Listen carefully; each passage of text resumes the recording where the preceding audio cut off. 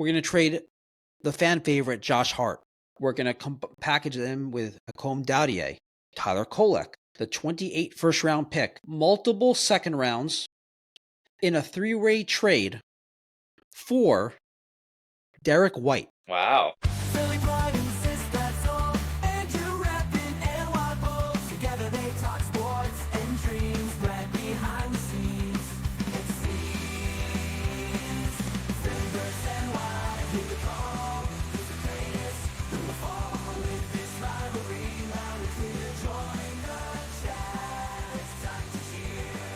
Sports and culture all in one.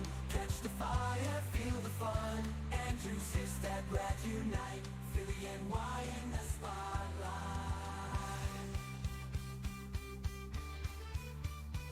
Hey everyone, welcome to episode 50. We are talking the New York Knicks off-season.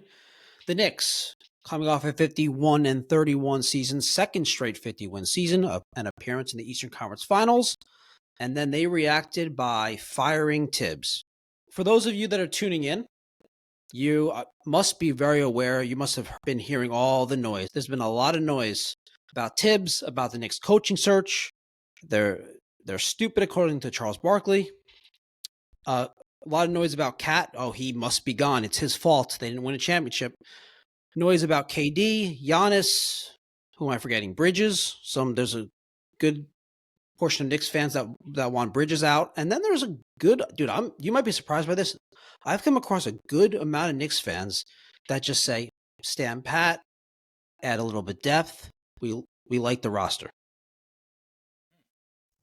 So I'm hearing a little bit of everything.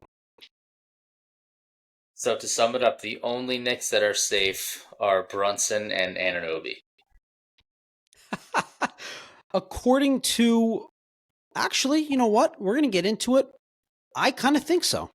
We're going to talk trades. We're going to talk all the ways that the Knicks can improve, all the ways they can get better. We're going to talk about the coach. We're going to talk about who they should hire. We're going to talk about why they fired Tibbs. We'll get into all of it.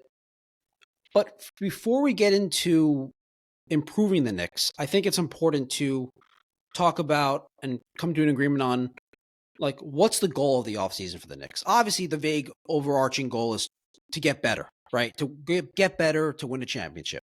But specifically, what is the goal of the offseason? What are the areas the Knicks want to improve on? What were the areas of weaknesses that they can get better at? And then we can go into the specific. I've come up with a bunch of ideas. I have one trade target. I have a couple trade targets I don't think, I'm assuming the mainstream media, sports talk radio, aren't talking about. They're probably just nonstop KD, Giannis. It's not happening. Knicks don't want him. No, they should trade for him, whatever. I would be surprised if a couple of my ideas are being talked about elsewhere, but maybe they are. Hopefully it wasn't Bane. Hopefully it wasn't Bane. It wasn't Bane, although, if it was Bane, I would have had to change that. So let's start by talking about the goal of the offseason. So, you're going to agree with this. I know you're going to agree with this. I just want to start by saying, and this is really to most Knicks fans that are panicked, the Knicks are a really good team. This is a really good roster to kind of be working with here. There's a tremendous amount of talent. There's star power. There's three-point shooters. There's some good defenders. There's a lot of talent. There's a lot of high-end talent. Mm-hmm. And this is a team that has been improving every year. They've been on their way up, and they're led by a star in Jalen Brunson, who is someone that we can count on to be a top 10 player in the NBA next year. And they also have a second star that, was All-NBA third team in Cat. So there's a lot of talent on this roster. So I just want to start off by saying that. I know you agree with that. Of course, yeah. And you forgot to mention a specific, certain long-armed defensive specialist. But yeah, they're in a great spot. They're well put together, and I think that they, I would agree with what you said as far as just kind of standing pat. I think that's what they should do. That's what I would do if I were in charge of the team. You know, get a little bit of a couple depth pieces and try to add on the margins and run it back. The East is going to be wide open next year. And they were a historically awful collapse in one game of the Eastern Conference Finals from potentially competing for the championship right now. So that's what I would do, but I guess we'll see. We'll see what kind of ideas you cooked up here. So, one thing is the results of the season were better than their process, and we talked about this on the Let's More in the Knicks season season recap episode, where January on, the way teams defended the Knicks, the way they put a bigger wing on Cat, limiting the impact of the pick and pop. They were able to put a center on Hart. He was able to clog the driving lanes, protect the rim, roam, because Hart was unwilling to shoot threes or not shooting the three well. And it really impacted the Knicks offense. For pre-January, they were, I think, number 2 or number 3 in net rate, offensive net rating.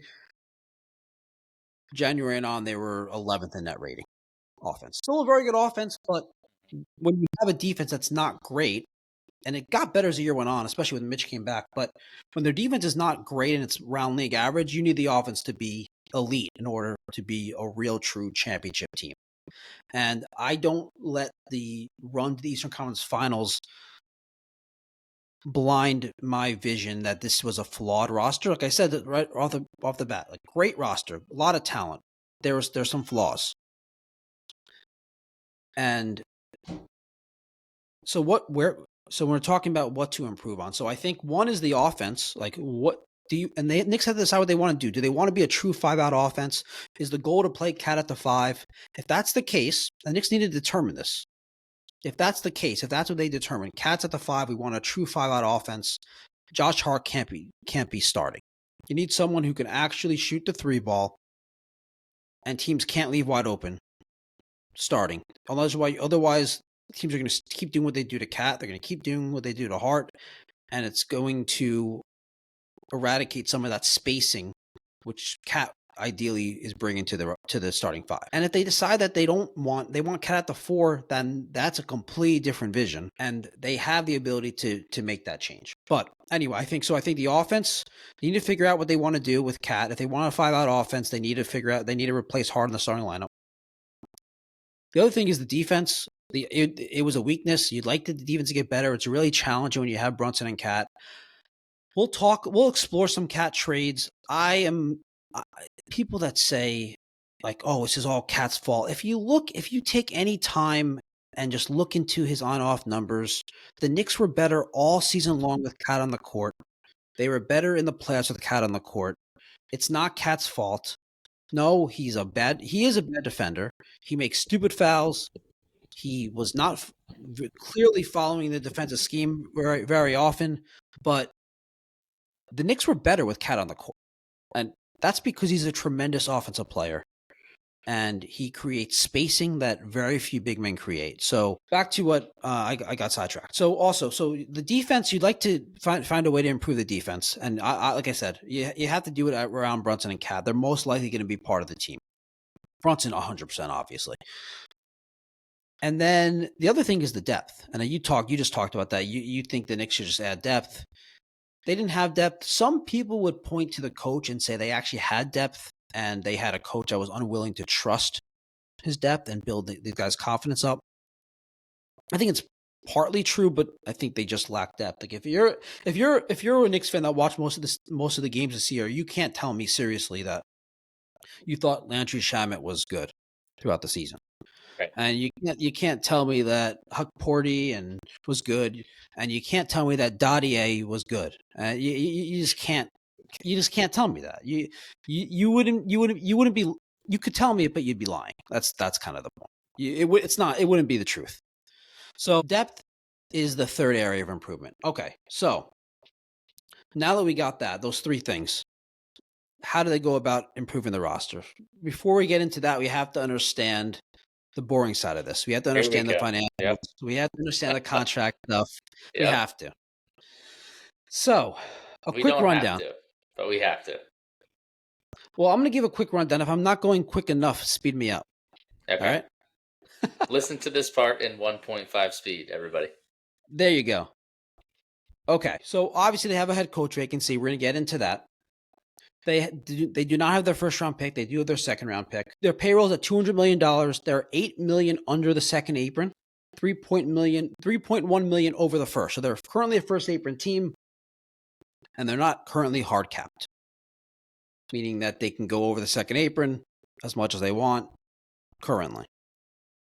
Okay. Now, the idea is to stay under the second apron. There's a lot of penalties. We're not going to get too far into that now.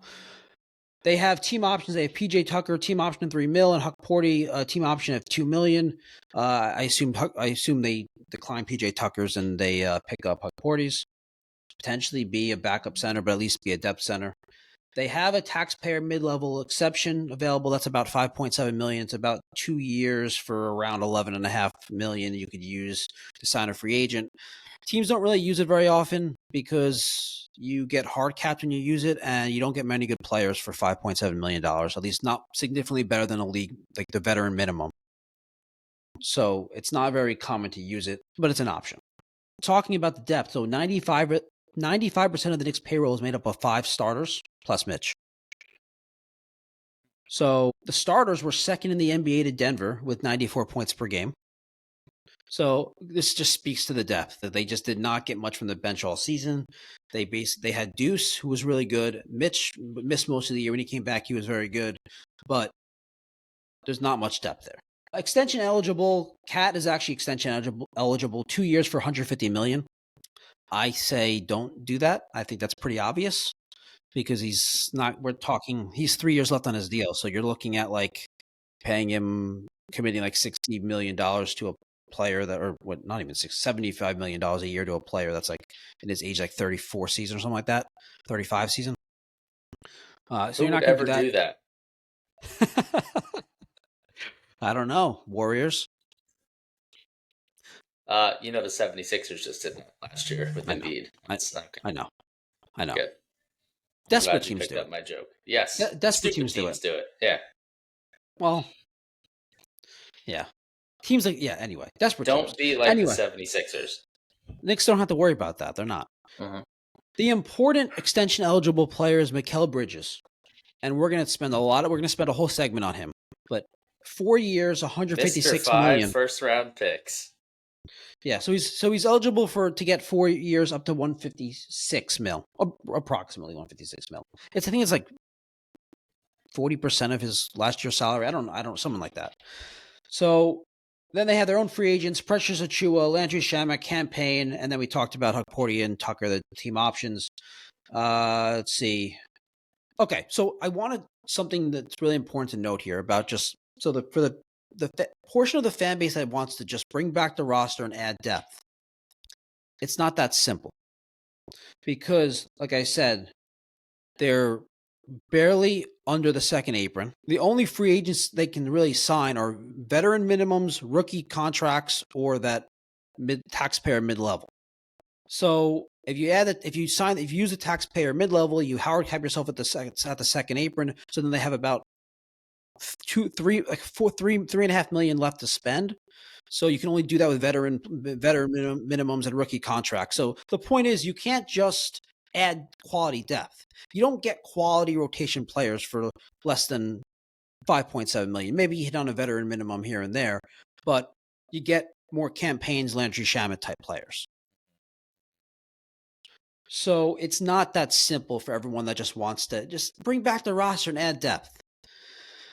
Unfortunately, we're going to have the Knicks front office is going to have really tough conversations. And the fans, you guys, we're all going to have to understand that we're going to have to compromise here. We're going to have to be willing to sacrifice a player we don't want to lose to bring in depth or to bring in more talent to make this team better. So that's the point. The main takeaway here is... Hold on. Did you just refer to the Knicks as we? No, the fan base. Oh, okay. I was going to say. No, I didn't think you were a we kind of guy. I didn't think so. All right. I'm not. I know. That's why you threw me off for a second, but the fan base, understand. We as in the fan base, I consider myself part of the fan base, right? You agree with that? I'm a Knicks fan? I think so. Do you watch So, the games or stop watching once they get down? like my neighbor. Yes. No, yeah, no, I watch the games. Okay. Okay. So the point is that you want to improve the roster, you want to improve the depth. We're gonna have to, as fans, get uncomfortable losing a player we like. It's as simple as that. The money does not work where you can just go out and add depth, quality depth to this roster. If you want to bring the same exact team back with a couple different veteran minimum players, fine. But I don't think that's adding depth. I think that's just changing the lack of depth that the Knicks had last year. Okay. All right. So what do you suggest? Do you want to talk Tibbs first? I was going to talk about him later, but I think it's kind of a topic I think it's best to talk about him first. Yeah. Let's talk about Tibbs first. I think I said I'd be shocked if he was fired. I said the same thing. Yeah. I Yeah. was very surprised when that happened. Kind of felt like it came out of nowhere. At least that early in the offseason, but Yeah, like they didn't even mull it over. It's like no, it's almost like throughout they knew. Like, no, he's out.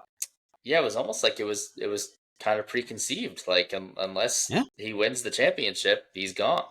Yeah. Real quickly though, I do want to I know Tom Thibodeau's going to listen to this podcast, so Tibbs, thank you so much. No. Oh wow! Listen to you. What really though? What a great coach for this team. I mean, really, if you're a Knicks fan, even if you don't like Tibbs, you got to appreciate what he's done for this franchise, because this team hasn't had a reliable, constant coach that represents the organization. And the way that the Knicks don't talk to the media. The front office, ownership, they don't talk to the media ever. They don't make themselves available ever. So it's the head coach and the players that represent the organization. And Tibbs did a great job representing the organization for 5 years. And he definitely steadied the culture. I highly doubt Brunson would be here if not for Tibbs. So he helped change this entire organization around. So that said, the reason I didn't think he was going to be gone was because of that relationship he had with Brunson and the relationship he had with Leon Rose. Clearly, Leon Rose values winning over that relationship, and there's some reports of that relationship, at least from a basketball side, was frayed because Tibbs was stubborn and wouldn't take any recommendations, which, I mean, when you hire him, you should know that. This isn't a shocker, especially if you have such a good relationship with him. You should know, that's who Tibbs is, and you're not hiring him to be someone he's not. But yeah, I'm surprised that they did it not because of the coaching side of things, just because of the relationship with mainly Brunson, Hart, but mainly Brunson. So I was a little surprised by that, but I guess the Knicks are just doing what they think is best for their franchise and not worried about fraying relationships. And Brunson does come off as the kind of guy he's going to be like, yeah, I'm upset. I love Tibbs, but whatever you think is best, Leon, to help us win a championship. Yeah, I agree. The only thing I agree with everything you said, except he did. He should have put Shamet and DeLon Wright in more during the playoffs. No, the argument is he should have done it. That might have been what got him fired. I mean, people are saying that he should have done that all season. More campaign. Yeah, he's very similar. He reminds me a lot of. Not that I watched a ton of Knicks, but just in terms of refusing to play the young guys and letting them develop, very much Doc Rivers, to the T. Oh, he was his assistant coach in Boston. So well, there you go, and kind of similar situations where Doc Rivers was kind of brought in to be the franchise stabilizer for Philadelphia. Kind of the grown up in the room, got them back to a respectable franchise.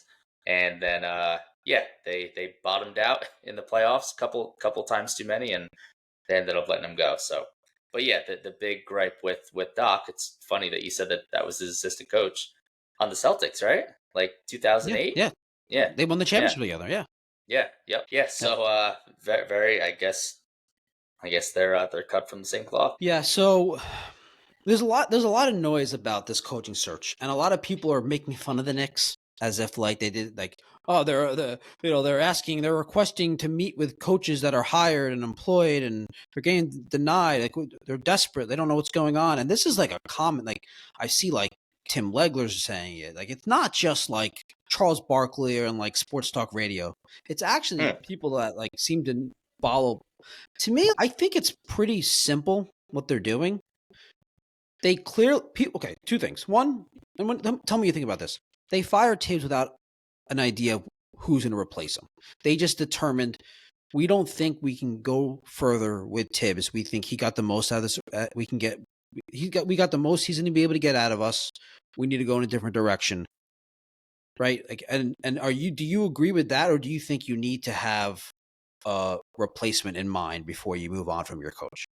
It's a good question. I definitely think you should have some kind of plan. But you can't That's really not the question. Not. You should have a plan. Should you have a coach in mind, a replacement coach in mind? No, I don't think you should zero in on one person, because unless you're doing some back alley deals and he's just gonna walk in and take the job, that person might not be available. There might be another team that comes in and scoops him up. So. Yeah, I don't know, but I just find it bizarre that they would fire the coach with like no like real plan as to who's going to replace him. So here's the thing. I think what's being perceived as no plan is they had a plan, and they're executing their plan. Their plan is to put a list together of candidates that they can interview, and among that potential list were coaches that are currently employed. So you reach out, you feel it out. Is this guy available for a trade potentially if we wanted? Can we meet with him? Is there something? No? Okay, we move on, scratch him off the list. Now they have this list together, and then you go and start the interviewing process. That's how I'm taking it. And if you look at it like that, what's the problem? Like, why not see out of the active coaches if you can potentially hire one of them? Why not? Yeah, the worst they could say is no. Yeah, and I do think that other teams probably are annoyed about it. I do, but oh well, that's fine. Yeah, what are they going to do? What they call the cost of doing business. Yeah. In terms of who they should hire, I don't have any specific person in mind. I know like there's some names out there. I would love if they got Jason Kidd, but it doesn't seem like that's happening. You're surprised by that? I said that. I am. Yeah. I think Kidd is the anti-Tibbs, and he is very big on communicating. Tibbs is not a communicator. Tibbs, his thing is he expects you to play hard. He expects you to read the defense, read the situation, and make the best play. Make the best play for the team. Do whatever you need to do to win that day, and just to play hard. And players that don't need that, dialogue, don't need this pat on the back, don't need to have this great off the court relationship with their coach, they love playing for Tibbs. Because like Josh Hart, Jalen Brunson, that's their mindset. So they get along with Tibbs really well. Players that want to have more of a dialogue, want to understand, like, why are we doing this? Why is this my role? What if I kind of like doing this? Are you open to me doing this? Like Tibbs isn't having that conversation. If Bridges says, I really see myself in this role on the offense, especially with Brunson, when Brunson's in the non-Brunson minutes, Tibbs isn't having that conversation. So Jason Kidd is having that conversation. Jason Kidd is someone that also I think every active player respects as someone who, because he was obviously among the best players of all time.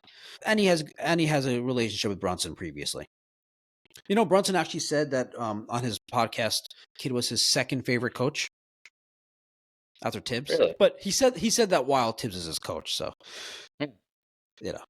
So interesting. But we also know that Kidd can handle New York, so he checks that box. It's amazing how many people talk about the Knicks coach and they talk about this. Like, seriously, can he handle New York? You guys, it's just so ridiculous. It's so silly. You better hope so. Well, I guess we'll get to it, but yeah, just keep going. There's a lot of guys potentially that cannot handle New York, probably on your trade list. So we'll I just want get to it. I'm not going to start throwing out names. I just want the Knicks to hire someone that, and I think they will, that's going to be coming in and going to be, their main thing is communicating. I'm not that worried about the X's and O's. I mean, yeah, you want a coach that has some ideas and how to make this offense work, how to get the most out of this, the Cat and Brunson combo, assuming they're like Cat's on the team, which I do think he will be. But you want to get the most out of them defensively, how to get the most out of this unit. Tibbs refuses to play zone defense. I don't know if you knew this. The Knicks were the only team in the NBA didn't play 1 second of zone last year. Really? That's great. Yeah. And it's like you have these 2 stars that are better at defense. You have this team that's struggling in defense. Why not try it? Like, while all these teams, like the Pacers are putting Cat in all these actions and Brunson all these actions, why not try a zone? Like, throw it out there, confuse them. They're not expecting you to do it, but no, Tibbs just will not do zone. We're not doing it. I think a coach that's going to communicate and a coach that's going to be open to trying to bust that out. He was waiting for the finals, yeah. So a coach it's going to communicate with the players better than a coach that's going to be open to trying new things. Because, like I was saying, in January, teams started putting a big wing on Cat and the center on Hart, and the Knicks' offense was much worse, and Tibbs did nothing. At least nothing that was noticeable. He probably did subtle things, but nothing that was noticeable. Also, I think you need a coach who's going to, assuming Bridges is on the roster, and OG is on the roster, you need a coach that's going to be able to make them feel like more part of the offense. Make them understand their roles and be happy with their roles, because there's a lot of reports and rumors that they weren't very happy, and I think it was very noticeable at times with OG. I said this on a recap episode about how you can notice you didn't see the same defensive intensity after he didn't get the ball, get touches on a bunch of possessions in a row. And for Bridges, there was comments post game. I mean, there was the big comment about how Tibbs is stubborn. Like, you don't want players saying that about their coach to the media. It's very strange. So yeah, all right. Sure. Anything else? Any ideas that anyone that pops into your mind? You think the Knicks are going to end up hiring, or coach wise? I don't know, man. I don't really know who's available. The NBA kind of just Mike recycles Brown, coaches. Mike Brown, Mike Malone. I'm blanking on the Grizzlies guy, Jenkins. Frank Vogel. Okay. Yeah. So a bunch of recycled names. Yeah. Former Knicks coach Mike Woodson. Former Knicks assistant John. Pat Riley. Former Knicks assistant Johnny Bryant's a candidate. So he was with the Knicks the last couple of years, and then he went to the Cavs as an assistant. So, but we'll see. Maybe they pry Jason Kidd. Maybe. Although he's the coach at Dallas, right? Yeah. Yeah, it'd have to be a flag, dude. So yeah. Yeah, maybe he's upset with the front office, like they didn't run by the maybe Luka trade. Yeah. Yep. Yeah. Anyway, that doesn't mean it's going to happen. I'm just throwing it out there. Okay. That's coaching. Let's move on. I have ways to improve the roster. You ready? All right, let's hear it. I'm ready. All right. I'm going to call this the simplest and safest without standing pat approach. So for those of you that don't want much change, that want to add depth, and I told you can't just simply add depth, unfortunately. Well, this is the closest thing we can do. Now, before I say it, there's 2 players that I'm going to talk about trading a lot, and I just want to get out and we'll go into more detail on one of them, but Mitchell Robinson and Mikal Bridges. And here's the reason. It's not because I don't like these players. It's not because I don't value them. That is why, because you hate them and you think they're soft and that we can't win with them. You cannot win with these guys, so get them out of town. Yeah. Get them out of here. They should do Mitch and Bridges for Durant, or Mitch and Bridges for Giannis. So that is something that people are suggesting. Seriously. We'll get into that. We'll get into the Giannis and KD stuff. Well, obviously, it's a great package for the Bucks. I mean, come on. You don't want Robinson and Bridges? I'll even throw in a 2029 second round pick to sweeten the deal. Throw in a swap. Yeah, we'll throw in a swap and a second rounder 6 years from now. It's just so funny when fans expect such ridiculous trades. Anyway, okay. But the two players are Mitchell Robinson and Mikal Bridges. I'm going to bring up in trades, and here's why. Mitchell Robinson's an expiring contract. Mitchell Robinson is on this team. If they decide to play, if they determine that they want to commit to the 5-out, cat at the 5 style offense, Mitchell Robinson's a backup center on an expiring contract, making, I believe it's $14 million, somewhere around there. Mhm.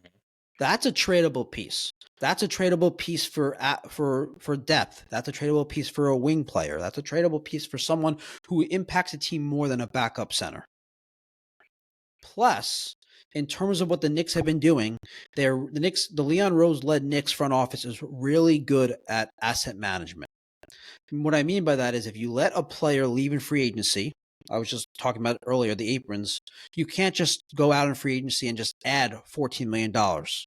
No, but you can extend a current player or re-sign a current player for X amount of money to go over the first apron or second apron as long as you're not hard capped. So the idea is to keep these contracts flowing. So you turn 1 year of Mitchell Robinson at 14 into 2 years of someone else at 14 million per. You keep the contracts flowing. It's asset management. So those are reasons why you would trade Mitch. The reason why you trade Bridges, I actually have a whole segment plan for this. Essentially, if we get into the details, but if Bridges doesn't sign his extension this offseason, he becomes a free agent next offseason. Like, same thing. Bad asset management to just let him go into free agency and let him walk. You can't just replace that contract. So that's why I'm going to be talking Bridges and Mitch. And I'll also say this, dude. I think you made a joke about it like in the beginning.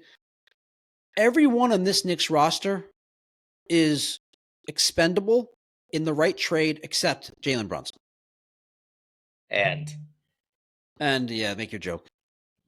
I'm being serious. Do you feel that That's Anunoby it. is not tradable? Oh, No, okay, everyone good. is. Everyone is. Good. Except Good. Brunson. Yeah. Good. Yeah. And it's not because I don't think that these players are important pieces of the Knicks. It's just that given their salary, payroll, CBA, their apron situation, you can't improve the roster without moving on from rotation pieces. Mhm. At least not in a really impactful way. And everyone should be on the table except Jalen Brunson, which is they're not trading him. I know people will say, "Oh, well, the Mavs traded Luka." You never know.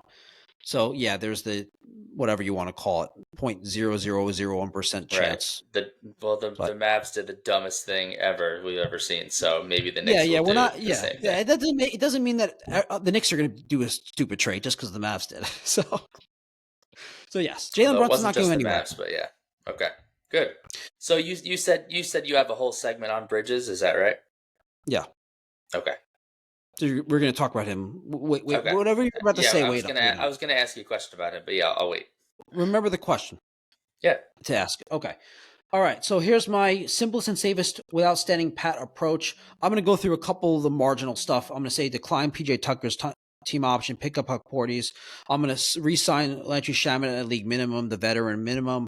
I'm going to let every other free agent walk. Precious, Cam, let him go.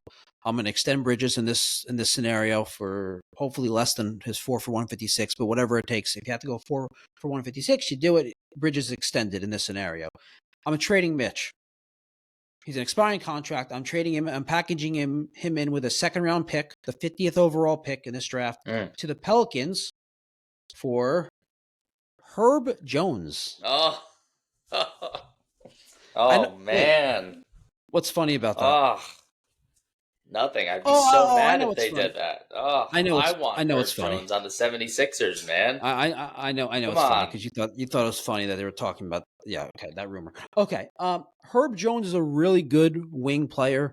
He's a really good 3-point shooter, and he's a very good defender. He's also extension eligible. So what I was talking about, that asset management, is you trade for him and then you extend him, and you keep those contracts flowing.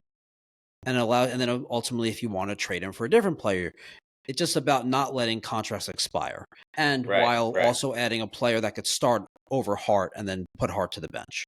So in this, I'm also going to say, because of the salary that they have left over at this point, I'm going to use the taxpayer mid-level exception to sign.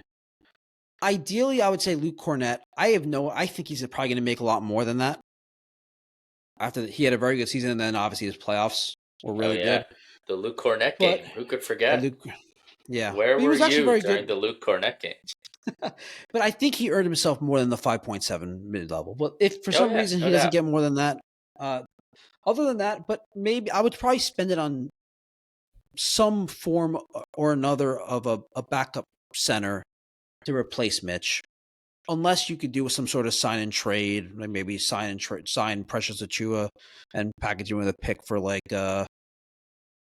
was it Walker Kessler Walker or Walker Kessler, right?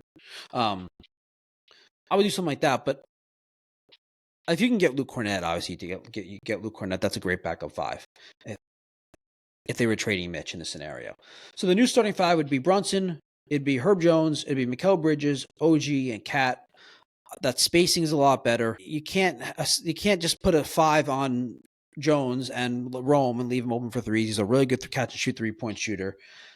Does it force the teams to put a wing on Jones and keep a big on Cat, which opens up his pick and pop, opens up his drive? I don't know if teams would do that, but at the very least, it makes it much more difficult to cover the starting five.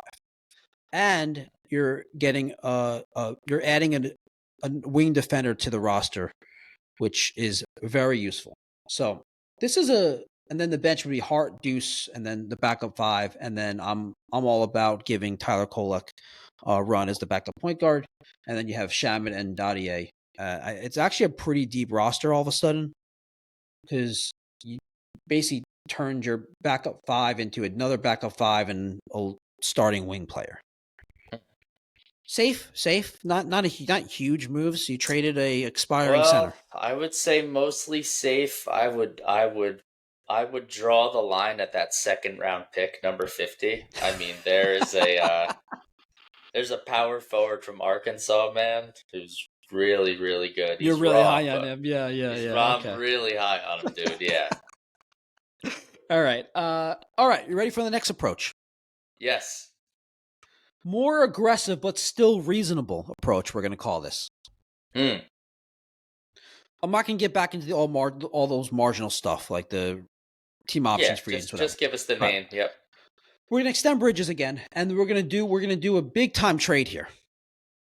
Relatively big time trade. Okay. We're going to trade, and this again, to Knicks fans, be open-minded about this. We're going to trade the fan favorite, Josh Hart. We're going to package them with Hakeem Dadier, Tyler Kolek, the 28 first-round pick. Don't say it. Multiple second rounds, couple pick swaps in a 3-way trade for Derek White. Wow. Come on. Would that not be the perfect fit, Derek White? That would be great. Derek White would be amazing. Derek White would be a great fit on any team. Derek White could move Bridges off the primary ball handler. He doesn't have to guard that at the point of attack. Derek White would do that. Derek White, offensively, you don't need to. Do I even need to go into it? Like, does he space the floor? Can you leave Derek White open for threes? Yeah, you can't leave him open. Nope. It would make the starting five dynamic. It would make them better defensively, because Derek White is a better defender than Josh Hart. They would lose Hart's rebounding, but look, it would make them offensively, in my opinion, hands down the best starting five in the NBA. Wow. Yeah. I'm all in. I'm all in for this. I don't think that's that hot of a take. If you replace Derek White for Josh Hart, that this Knicks starting five is the best in the league. Okay. So, someone might say, you might say, Well, we don't need to get into comparing starting fives right now, but Okay. yeah, OKC starting fives. I think this starting five would be better. Orlando. I mean, Bane. Come on. We're not getting into this now. So anyway, when I say that, are you curious why Derek White would be available, or are you informed on the Celtics situation? I did not think that Derek White would be available, but I think there's probably a segment of Celtics brass that wants to get out from underneath the hole that they're about to be in financially. So Yep. they might be in, like how you said, everybody but Brunson is on the table. I think they might be in everybody but Brown and Tatum are on the table, or maybe not Oh, even I think Brown. I think Maybe it's Brown's on Tatum. the table. Yeah. Yeah, Yeah. yeah. So that's exactly it. So the Celtics are going to be they're looking at the second apron for the second straight year, which I don't want to get too far into the Celtics stuff. So really back in if I start going too far down this, but essentially you get picks frozen, you can't aggregate salaries. You can't. No trade exceptions, no free agent exceptions. Second apron, and then the luxury tax situation. They're basically paying double for. So if their payroll is $250 million, it's actually $500 million. So that's like for a team that's without Tatum healthy could we say no chance essentially of winning a title? Right. Oh, if I've been telling you that since the Tatum injury happened, man. Okay, so yes, so we could say that. So it doesn't make sense for a new ownership group to pay $500 million, $250 in luxury tax for a team that can't really win. Maybe if they could win, you could see it, and even then it was questionable. So the point is, the Celtics are going to most likely, almost definitely, be looking to shed salary. Now, the answer to this is, well, people might be thinking, well, okay, well, you shed salary, you trade Drew Holiday, you trade KP, like why would you trade Derek White? And the answer is because there's very few teams. There's actually one team that's actually under the salary cap in the NBA. It's the Nets. There's 3 or 4 teams that are going to be looking in the league new year. They're going to be under the luxury tax. So they could theoretically take more money on. But those teams are rebuilding teams. They're not probably looking to make a splash for a Derek White. Like that's not the kind of Derek White's not the kind of player you get if you're rebuilding. Like that's more like a piece you add, right? So in order to trade a lot of these players, KP, Drew Holiday, what they're going to have to do is most likely you can always get these third teams involved and shed a lot of the salary, but you're not going to be able to trade KP's $30 million and move it off the books all $30 million. You're going to have to take a player back or a player or two back, and you're going to instead of shedding the $30 million, you're going to be shedding, call it, I don't know, $10 million. Again, if you're looking at a $500 million payroll plus luxury tax, shedding $10 million is not enough. You're going to have to trade a couple different players away. You're going to have to do that with Drew Holiday. And so maybe you do that with Brown. Maybe you do that with Derek White. I think that it's very plausible that you say, let's move Holiday, KP, White, and let's keep Brown and obviously Tatum. And then when Tatum comes back, we still have the Tatum and Brown combo for another couple of years. He should still be good, and we can build around that and kind of retool and be a championship contender again. Whereas if you do it around Tatum and White, it's not as easy to retool a championship team. So that's enough for the Celtics. Yeah, but that's essentially why I think Derek White could very well be available, and I think that in this deal they get a valuable player I'm not going to go into the specific details who would go where. There'd have to be a third team involved in order for this to work money-wise and asset-wise. But essentially, they would get Josh Hart back in the deal. And the Knicks, some of those assets the Knicks gave up would go to the third team as well. But they would the Celtics would get Josh Hart. They'd get a valuable, very impactful player that could play with Brown and probably be a competitive team. And potentially when Tatum's back, be a role player on a championship contender again, or be moved for a different player. So I think there's some value in that. That's my big trade. And I really hope the Knicks do that. I would love Derek White on the Knicks. Okay. Very interesting. Still on this more aggressive but still reasonable approach, I'm going to also trade Mitch again. Again, same reasons I'm trading Mitch, but last time I'm still trading him. Okay. I'm not letting Mitch's contract run out on me. I don't mind and in this situation, you better be holding on to that second round pick this time, man. Trade Mitch plus second round pick plus swaps for Herb Jones. I would also do a Royce O'Neal trade, but you'd have to have like a third team because the money doesn't work with the Suns. Royce O'Neal, Herb Jones, that type of player for Mitch, essentially, is what I'm talking about. That concept. Herb Jones is better than Royce O'Neal at this point, but I would take someone. Again, the chances of I think I talked about this during the Sixers episode. The chances of these specific trades happening is almost impossible, but it's like the Herb Jones, Royce O'Neal, like that type of player, that concept of Mitch for that wing player. Yeah. All right. The new starting five would be Brunson, White, Bridges, OG, Cat. Wow. The bench would be either Herb Jones or Royce. It'd be Deuce, Shamet, and then you have to go with, because of the money, you'd have to go with a Porty as your backup five, which isn't great. But I think it's a really good roster. Yeah, that's very solid, very deep. That would be a threat in the East for sure. I think it's deep enough, and yeah, I think that starting five is incredible. All right, ready for the next approach? Yes.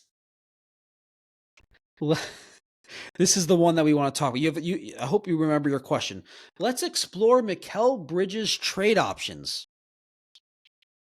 What was your Mikal Bridges question? I was just going to ask if you thought that with Tibbs gone, he's essentially going to be back. Like, is that an indicator that he's going to be back? Because they obviously did not get along, like you said. That's a good question. I think the chance of him being willing to sign an extension this offseason is higher now with Tibbs gone. Do you want them to sign him and extend him? I do want them to extend him. Yeah. Okay. Yeah. Good. Yeah. Yes. Bridges is an awesome player. He has his flaws. He's not an amazing player. I don't need to go into. He shies away from contact, but he's a very good player. He's a really good player, and he was in a role this year where he was guarding the point of attack, and his pick and roll partner defender was Cat, who wasn't following his assignments. So of course it was going to make Bridges look worse. And he didn't shoot the three, especially he shot well from the corner, but not anywhere else. He didn't beyond at the break. I don't know. He didn't shoot straight away threes well. I think maybe he has to work on the mechanics of his shot in the offseason because he changed his shot last offseason. It didn't necessarily work out well for him. But anyway, the player is a great player. So yeah, it's a good question. I do think there's a better chance he agrees to the extension now with Tibbs gone, because I was concerned. Like, the idea was like, oh, well, of course he's an excited because he gets to play with his buddies, Brunson and Hart. Mm-hmm. Like, I wasn't so sure because he didn't seem very happy in that role. Okay. There's also another reason why he might not sign the extension still, though. So a couple things. I just want to say that real quickly to everyone. They gave up 5 picks for him. Can we just forget about that? Stop making that about his evaluation. They gave up what the market said they had to give up. It's over. To hold him to this standard of however you quantify 5 first-round picks, we just have to stop with this. I know you agree with me. I couldn't agree more. I think whining about trade compensation is I don't know. It's a waste of time, like you said. It's a waste of time. You trade. They identified the player they wanted, and they gave up a championship window, and sometimes you have to overpay when you are in your window. You have to overpay sometimes, and that's okay. Now that being said, I did hope that he played better, but I'm not holding him to this 5 first-round pick thing. Okay, so I already said earlier he's extension eligible, max of 4 years for 156, right? Yes. Okay, that's 39 per year. That's a lot. Anyway, But here's the caveat. Here's why he legitimately might not sign the extension. I'm sure him and his agents are considering it. Not. If he goes to free agency next offseason, he doesn't sign the extension, he'd be eligible for a max contract. To get this, 5 years for $223 million. Wow. $42 million. It's based on a percentage of what you make the previous year. So, and if you go into free agency, it's a higher percentage. I don't know exactly. We don't need to get down the road of how it's calculated. But now, let's just say this: would a team actually give him 5 for 223? If they're desperate, if they need him, if they have the cap space, if he has a better year than he did this year, then yeah, there's a team out there that will give it to him. And there's also another reason why you'd give it to him, even if you don't think he's close to worth it. Do you know what that reason is? Another reason that you'd give it to him, I don't know. If you wanted to trade for a superstar, you line up the contracts. Yeah. The old balloon payment. Yep. It has more value. Arguably that contract would have more value as a trade than as a player. Wow. Yeah. That's very interesting. And I think there's a lot of expectation that there's going to be teams, especially in the West, that are going to say, we don't have a chance. Let's bow out. They're going to have cap space next offseason. There might be a team that comes along and grabs him for 5 for 223. So let me ask you this. That's $42 million per year. If you're Mikal Bridges and you can extend with the Knicks 4 for 156, you get to play with Brunson and Hart. You get to stay in New York. You know your situation. Do you take that, or do you play it out and see if you can get the 5 for 223 in the offseason? I think he'll probably take the lesser deal, play with his friends, stay, playing for a championship contender. But who knows? Money talks. Some people would opt for the latter.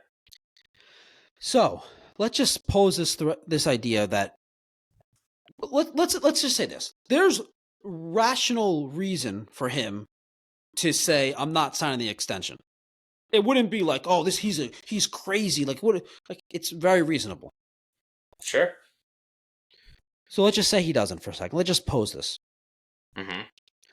Based on what I said about asset management earlier on, about letting contracts just go off the books, they're gonna trade him if he doesn't sign the extension. Of course. Like they are going to trade him if he doesn't sign the extension. I agree. I totally agree. This isn't just me thinking that they will trade him. So let's explore some trades. Okay. Some Bridges trades. Bridges for Giannis. Again, if you are just tuning in for some reason now, you just want to see the Bridges trades, rewind for a couple of minutes so you understand why we're talking about Bridges trades. Okay? All right. So let's explore some Mikal Bridges trades. Do you think there's any chance that the Pelicans want out of the Zion business? Maybe, but probably not.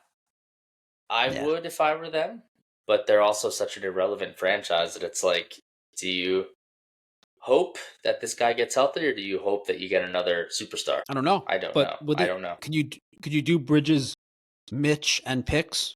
First round pick and some second and some pick swaps for Zion? And when the Knicks want to do that. What I was going to say, would you want to do that? You might as well trade for Embiid, man. I mean, talking about a guy who, seriously. No, at least Embiid's done something in the NBA. The salary doesn't work for Embiid though. It works for you know what I mean. Zion. I'm saying as a concept, like somebody who never plays.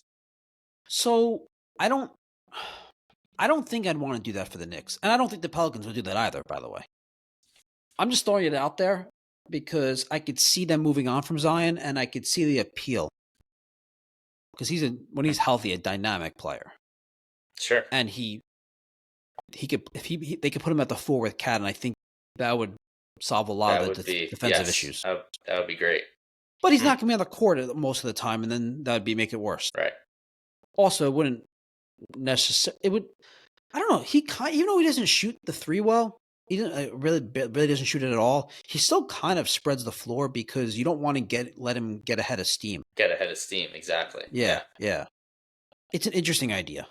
I think if that's an option out there, I think the Knicks would have they would have a meeting and discuss do we want to do this? Right. All right. And then I got a little bit more of a serious one. Bridges plus Dottier plus sign and trade, a first round pick, 2 second round picks for Jaren Jackson Jr. Oh God. What was that Wow. reaction? I just think that's a haul, dude. That is a haul. The first round pick is like a protected. It's like it's gonna become a second round pick. It's not even a real first round pick. Yeah. I think that there's a shot. I mean, yeah, I think Memphis, I think we weren't recording yet, but yeah, I think it's very feasible that Memphis just starts to tank because they're And I not in a put this very good together. spot. I put this idea together before the Bane trade. Right. Okay. But So that now I it's think even this more. lends Now it's even even more credence to that. Yeah. unless well, my idea was they were going to trade one of these guys, and and then he would have been the one. So I don't know if I don't know. see. Maybe it makes it. See, I don't know if they're going to actually tank. But either way, I don't think that's likely. But I think that would be a great get for the Knicks. Okay. All right, and now I got one that I think is much more realistic and very likely if they were to trade Bridges. This type of player, at least. Trey Murphy. I think you can get Murphy probably straight up for Bridges, but maybe you throw in a second. Trey Murphy has some similarities to Bridges. He's kind of long, good wing defender, shoots the three well. There's some similarities there. He's making a little bit less money, or he's going to be making a lot less money actually after the Bridges extension. I don't do this just to trade Bridges for Murphy. I do this if Bridges isn't signing the extension and you need to keep the contracts flowing and asset management. I'm not doing this just to get Murphy instead of Bridges, to be clear. I understand. Yep. What do you think? No? You wouldn't do that, right? I wouldn't do that now. Okay. Then the last one, I don't like these, but I'm just going to throw it out there. Bridges to Utah, package him in with Corey for Jordan Clarkson, Kessler, KJ Martin. Okay. I thought you were gonna go for Markkanen. No, you're basically getting 3 solid rotation players for the best player in the trade. So that I don't think this is a good trade. I don't think it's a really good trade for either side, but it makes more sense Yeah, I agree. from the Knicks' perspective because unless you think that you're winning a championship this year, then you might as well get a couple of decent rotational play. The idea is to keep this window open, keep the asset management, the contracts rotating from year to year, and in this deal, the one thing I'd say, looking at Leon Rose's led front office, they have never traded for a downgrade in talent. They've never made a trade where they got the worst player. Every trade they made was they were upgrading in talent. Okay, you say so. Stop, because okay. So Quickly is pretty good, man. I don't know. All right, so that's the Bridges side of things. So we talked a lot about Mitch being traded, talked about why Bridges might be traded. Let's just assume now for a second we put all that aside. Maybe we don't put it all aside, but let's talk a topic that's everyone wants to talk about. We're going to call this next approach. This is our next segment. We're going to call this. This is very elaborate. Ready? I'm ready. Giannis KD. The blockbuster. So, look, I think you saw these reports that Giannis was told someone that he's going to win a championship. He doesn't want to get traded or something. And he made some comment. He made some comment about how he's going to be he's looking forward to winning a championship with the Bucks again. I don't know. It was in a different language. Who knows? Even if he isn't requesting a trade, could he request a trade at some point? Yes. Do the Knicks make sense? No. Like the Knicks don't have the assets to get him. Unless the only way... Here's the scenario. Giannis requests a trade. Says, I only want to go to the Knicks. The Bucks say, we love you, Giannis. We appreciate everything you did. We'll do what you want. We'll send you to the Knicks. Right. So what are the chances of that happening? I would say pretty slim. I think. Yeah. Yeah. I don't know. I'm curious to see if that is still a thing now that it makes your team so much, it makes building a team so much harder with all these hard caps and the second apron. I'm curious to see if teams are willing to do we'll just send you wherever you want to go anymore, Yeah, Um, I think there's I very think few now, I exceptions. think now more than ever, they're just going to get the best package they can.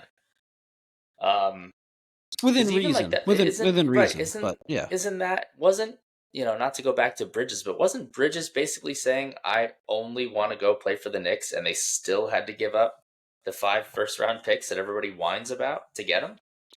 I don't Isn't know. that how it went down? There were some reports saying that. I don't know if that was ever confirmed. But Yeah. either way, I don't think Bridges is even like the type of had the type of status with the Nets where it's like they're gonna care what he wants anyway. Where Giannis has been the face of the franchise, he won a championship, let them do a championship. I could see there being a little bit more on the Bucks side of like let's adhere to what he wants. But I think the less likely thing is him requesting a trade to the Knicks. Like, why would he want the Knicks Hmm. so specifically? Yeah. Yeah. I Well, I guess if he sees it as an opportunity to win a championship, that's really, like people, yeah. He made a comment at the Luka trade, like saying all Europeans should be on the in the big coastal cities like New York and now people are saying, oh, he wants to go to the Knicks. Like, Jesus. Oh my god, Oh no. people are so Oh funny. no. Yep. What would it even take to get him? That's the other thing is like, okay, so you're gonna trade what? Then if from the Knicks you'd want Cat as a centerpiece going back, so you don't have to completely dismantle the entire depth because the salary is almost even out. Like the Knicks would have to add pieces, which means they would be hard capped at the second apron. Because when you aggregate contracts, it hard caps you the second apron. Knicks were hard capped at the second apron last year because of the Cat trade. I don't know why the Bucks would want Cat. I don't think they would. They'd be more interested in like an OG, Bridges, Mitch, and picks trade. But the Knicks did that. They would have Giannis, Cat, and Brunson, and Hart, and no one else on the team, essentially. Deuce. Like, you'd have no depth. And we're talking about how bad the depth is. And in the NBA right now, look at the two teams in the finals. Depth is more important than it used to be. I just don't think that one, if for some reason this whole thing went down where Giannis orchestrated and his way to the Knicks and the Bucks caved in and agreed, and I just don't even know if that makes the Knicks closer to a championship. Yeah. So I don't know. I wouldn't do it. I don't think it makes sense for either side. let's move on from the Giannis thing. He's not going to the Knicks. And you know who else isn't going to the Knicks? Kevin Durant. You know why? Because there's all these reports that the Knicks are out on him, and the Knicks. There's a report a couple hours ago about how he was interested in the Knicks, and the Knicks weren't interested in him.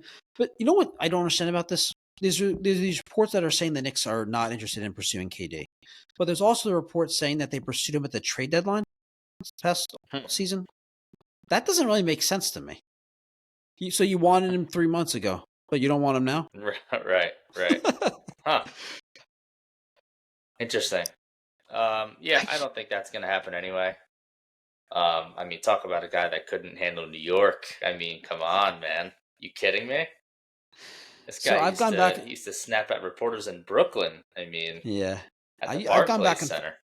I've gone back and forth on this though. Seriously though, there was a time for a little bit I was thinking like when I started looking into this, I was like, I went to it thinking like, I would love to if you could trade Cat, basically do a Cat KD swap, and throw in a second round pick. Yeah, let's do that. Now I don't know if the Suns would want to do that. I don't think they would, but from a Knicks perspective, yeah, I would rather. I was thinking, yeah, I'd rather have KD. But now I looked into it more and I realized something. KD, you're gonna have to. He's obviously not getting traded to anyone that's not going to extend him.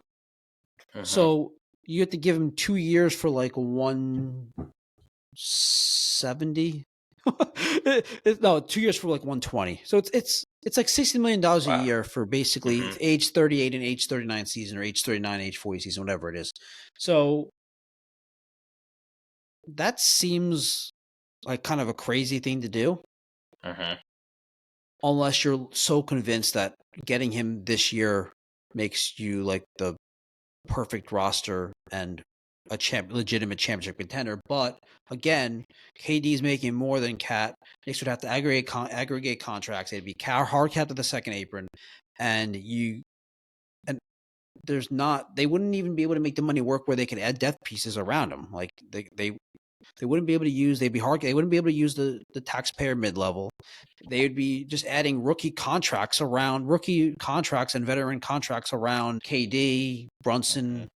Like I just don't think it's a sensible thing to do. Plus, you're one injury away from a KD or a Brunson or an OG, or you're basically one injury away from just destroying your chances. Right. So, and also regarding KD, he was great this past season. When you're 37, 38 years old, the chances of all of a sudden decline, a sudden bad season are higher. So You're shortening your window, and you're also raising the chance of a flop. I'm out on it. Totally agree. Yeah. Yeah. It's a fun topic for people to talk about, though. Yeah, and it would be fun. It would be fun until, like you said, somebody got hurt or they had to sign a sixth-man. Then it wouldn't be as fun. It wouldn't be as fun. And I don't even offensively, I don't even know how it's. I don't know how great it would even work. Like, I don't know exactly. Like, is KD and Brunson running the pick? Like, Brunson's such a ball dominant player. I just don't know if KD is the ideal player. And it's not like he's, going to the Warriors, to this. It's not like back then. And even then, he kind of became the number one option on offense, or like 1A. Yeah, there's a lot more ball movement on that team, and oh yeah, it's a lot different for sure. Yeah. And he was going for his first championship, and now it's not a sensible thing. So Giannis, KD not coming to the Knicks. Let's move on. I did want to talk about those are all my approaches. Any winner in there? Any winner? Yeah, I think just trading, like you said, maybe the Robinson for Herb Jones piece, something like that. Like the safest, yeah. Yeah, safest, and I think like most effective. Yeah, I mean, I wouldn't want to give up Josh Hart if I were the Knicks. So the whole Derek White thing, I feel, I don't know. I just feel like Hart brings so much to their team that he's, even though he's not the perfect fit in the starting lineup offensively, he still just does so much, and he's going to come in and give you 25 really good minutes off the bench. So I also want to add something to that, dude. I think you're bringing up a good point about bringing up Josh Hart. Brunson does come off as this non egotistical, non do what I say kind of controlling star.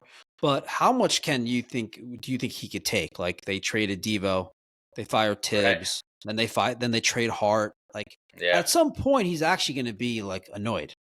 Yeah. Good point. So I think that should be considered also. Roommates would be no more.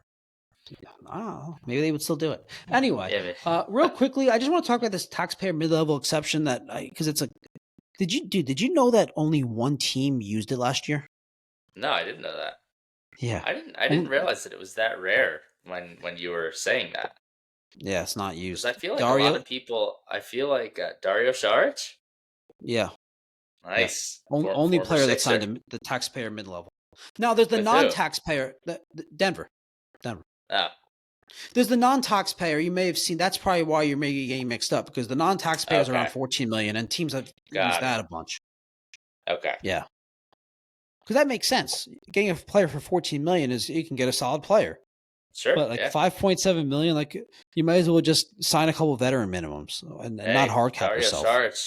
Dario Saric was good. 2017, 2016. Was he even in the playoffs? I don't think he was in the Nuggets playoff rotation for the most part. Definitely not. No way. No, he hasn't been in a playoff rotation since 2020. So that's what you get with the taxpayer mid-level. Yeah. So I have some names for you. Bruce Brown. Gary Trent Jr. Maybe Yabusele. Gary Trent Jr. is good. Gary Trent Jr. is a solid player, yeah. He's probably and he might get more than the taxpayer mid-level. Yeah. Yabu. So I mean, I just don't see like, and you hard cap yourself at the second even by using it. I just Right. don't know if that's Right. worth it. You might as well just sign a veteran, someone at the veteran minimum, and maybe convince one of these players to sign a vet minimum. Yeah. Maybe if they want to be with the team, enough. Anyway, that's another thing about Tibbs is I think the Knicks are more appealing to free agents without Tibbs. Because even if right or Interesting. wrong, there's a perception around the league that like players don't want to play for Tibbs, that he works you too hard, plays you 20 minutes, and so I think Bruce Brown would make sense in the circumstances where they traded Hart because he kind of fits a much lesser version of that role. Yep. And then I think Gary Trent Jr. He makes sense. He's a guy that can score. His defense is acceptable. Yabusele, I know we talked about him on the Sixers offseason episode. I don't think that he makes sense with Cat because, first of all, if Cat's playing the 5, you really can't play them together. That's just horrible defensively. Yabusele's defensive metrics are so bad, and if Cat's playing the 4, then Yabusele's the backup 4. That just seems like, why are you going to spend the mid-level exception on Cat's backup? So I just don't. It only makes sense if they were to trade Cat, which the only scenario I think it's realistic where they trade Cat is if they were going to do like a Giannis trade. Giannis KD. And again, we talked about this. That's not happening. So yeah, Giannis or KD, but it's not happening. So 3-team trade, Bridges and Cat for Giannis and KD. There you go. Do it. Phoenix gets Cat, the Bucks get Bridges, the Knicks get KD and Giannis. Oh yeah, let's do it. Let's do it. All right. You would do that, right? Yeah. Yeah, the salary cap rules won't allow it, but I would do it. But you would, right? Yeah. Yeah, for sure. Bring them both. All right, who will let's see here. All right, subscriber questions. We're going to wrap up with subscriber questions. I have a bunch. I actually had a couple come in via text and Instagram while recording. But so shout out Joe BRN. Thank you for asking your question. His question was about the Knicks, just over like what areas they want to improve on, how they improve the defense. So we already talked about that. And shout out to at Lester24 asked a question about Tibbs. We kind of covered that as well, so we're not gonna go back into that. But at Brian MMA2. What do you think this reported tsunami offer to Giannis is? Did you see this report? There's this report. The Knicks offered a tsunami offer. Completely made up, in my opinion. Like, I don't think it's true at all. I really don't think the Knicks made a formal or even informal offer to the Bucks because I don't think Giannis is even on the trade block. So, but there's this reports about it, and I was looking into it. What could the Knicks possibly offer that would be a tsunami? Like Bridges, OG, like what? Like, the Knicks don't really have anything that's I would consider a tsunami offer. It would have to be Towns and like one of Bridges or Anunoby and a bunch of picks. It doesn't make sense, and they don't have like a bunch of first round picks to move. So yeah, I think that the answer to that is I think that report's made up. Yeah. Okay. All right. I'm not sure how to pronounce this. MECCALIFER. McAlifer? MECC. What was it? MECCALIFER _90. Mecca. Oh, McAlifer. Oh, wow. You must like that one. I love it. McAlifer _90. Why didn't the Knicks have a plan to replace Tibbs? That's what you were asking. Because they're dumb. Because Leon Rose is an idiot. Yeah, we talked about this. I do think they had a plan. It just wasn't a specific coach in mind. Their plan is to put a list of candidates together and decide who they want most. I'm sorry if that's not a plan that people want, but I think that's the plan. But that was the plan, yeah. All right. At Alex Marks, can the Knicks win a championship with its current roster in addition to marginal roster adds cuts? If so, how would you disperse minutes and lineup combinations? Which coach would provide the team with the best chance to maximize their current roster talent? So we talked about the type of coach that would. So we're not going to get back into that. Do you think the Knicks can win a championship with a Brunson and Cat as their two best players? I think so. I mean, again, they were. Look how close they got this year, and then from there, it's can they win 4 games in the finals against somebody? Like, yes, I think if you are in the conference finals in a very competitive series against a very good team, then you are close enough. You are one of the 5 best teams next year who has a legitimate shot at winning. So I say yes. I wouldn't bet my house on it, but yeah, I absolutely think they can. Yeah, it's challenging, but it can be done. They just need to improve around them more. They need to not blow a 17-point lead with 3 minutes to go. That too, but they weren't going to win the championship this year anyway. They weren't going to win. So okay, again, but they could have. The question they could have in theory. Yeah. So yes, the answer is yes, they can. But in terms of they need to give themselves the best chance possible with Brunson and Cat as the main 2 guys. They're not going to be great defensive. We just have to accept that. They need to be a league average defensive. If they can be top 10, great. But assume that if they can be top 15, you accept that. They need to be elite offensively. Meaning they can't be this easy to guard. They need to do something about that wing player. They need to have someone that's not Josh Hart. Unless Josh Hart all of a sudden comes back next season and is a great 3-point shooter. Based on how far along he is in his career, I don't expect it. But yeah, I think you have to be an elite offense. You can't make it too easy on teams to guard you. And they're going to need to be healthy because they need Brunson and Cat to be healthy because they're very reliant on those guys. Okay. At Joey Rister, New York, or at Joey Rister, NY, what will the Knicks have to give up to get Devo back? Funny story about this. I have a really funny story about this guy. I have a really funny story for you about this guy. So I texted you about this question. Did you see my text? I did. Was it yesterday? It was yesterday. Okay. I was out enjoying a lovely Sunday. And your first Father's Day. My first Father's Day, sure. And we know you care so much about that. I'm a big holiday guy.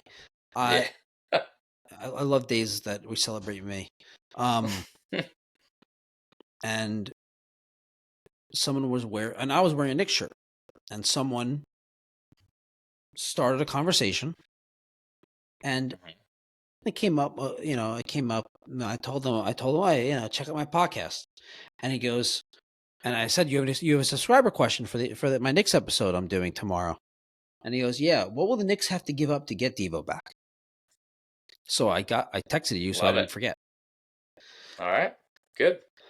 You have no idea why the Knicks fans, this is a thing, like they're obsessed with the idea of getting Devo back. No, I didn't know that. Yeah. Why? Yeah. They just love him. And they just love the idea of the Nova Knicks. Like, we got to bring them back. I see. Okay. Stylistic wise, I'm a big proponent of having Devo on this roster. Not only does he shoot threes well, but he's just someone who's just not fearful to just keep throwing them up. And the Knicks don't have guys that want to shoot threes. They have a bunch of guys who can shoot threes. I've talked about this a number of times, but they don't have guys that it's their goal is to shoot threes. Right. Bridges rather can shoot the 3. definitely the corner three, rather drive, rather shoot the mid-range. Cat, rather drive to the basket, fall down, making a layup. Brunson, rather do all of his tricky stuff. What were you going to say? Sorry, just coughed. Oh, and then an OG, rather drive. They all these guys can shoot threes. They don't want to. It's not their goal. Obviously, Right. we know Hart. And Deuce, okay, he likes to shoot threes off the bench, but it's not. Mm-hmm. So I think Devo does fit that. And then culturally wise, I think there's something to be said about how last year's team seemingly got along better. So Last year, I see. Meaning I think 2 years ago at this point. Yeah. So I think there's something to be said about Devo and iHeart. Obviously not getting iHeart back, but bringing Devo back. Plus, but I also throw out the other culture, the cultural thing. Like, do you think that'd be a little cliquey, like having 4 Nova guys like that all played together? If you're like Cat or one of the other players, like, don't you feel like you'd be like a little bit like out of the loop? Maybe, but they look, they seem to include each other, and they look like they're all good friends off of the court, right? Yeah, I agree.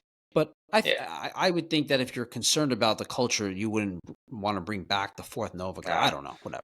Bring him back. Give up. It probably wouldn't take that much, right? You give up McBride, you give up Robinson, you give up some stupid pick swaps or something, and he's back.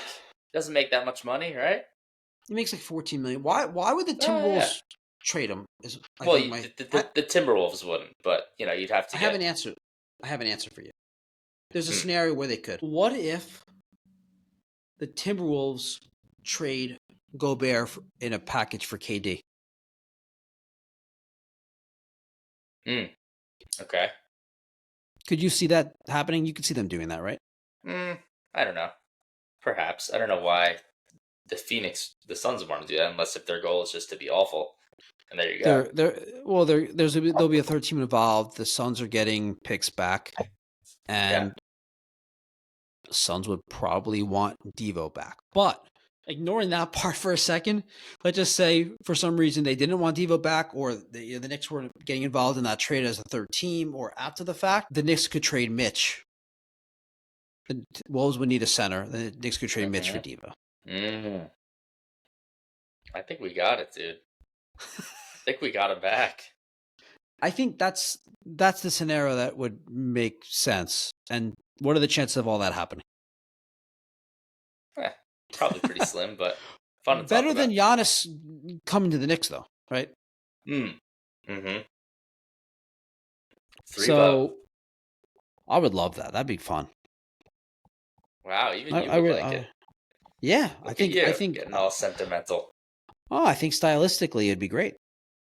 No, you think that'd be cool? I do like together. No, yeah. I do. I just really like the player. I just really liked him. Yeah. You didn't like him.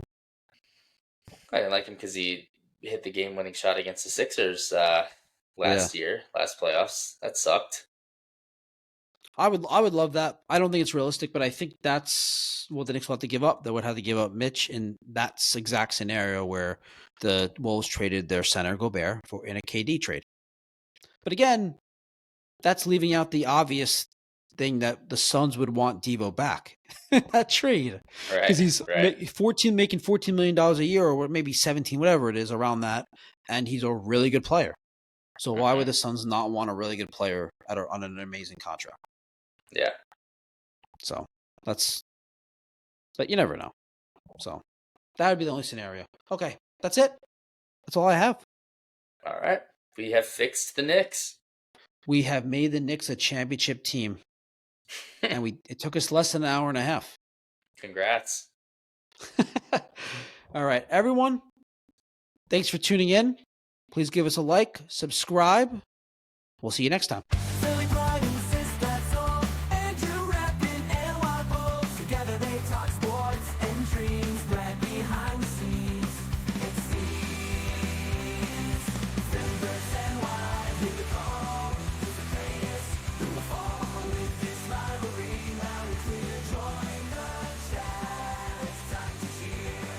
Sports and culture all in one.